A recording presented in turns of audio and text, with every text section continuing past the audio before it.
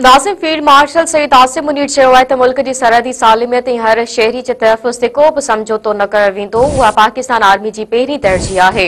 National security workshop में शिरकत कंदड़नि खे ख़िताब कंदे फील्ड मार्शल वधीक चयो आहे त इलाइक़ाई सूरतहाल तेज़ी सां तब्दील थी रही आहे।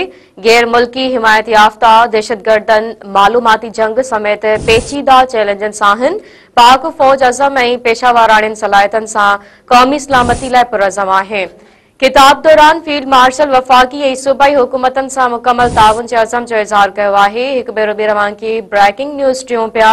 फील्ड मार्शल सईद आसिम मुनीर चयो आहे त मुल्क जे सरहदी सालिमियत ऐं हर शहरी जे तहफ़ुज़ ते को बि समझौतो न कयो वेंदो। उहा पाकिस्तान आर्मी जी पहिरीं तरजीह आहे।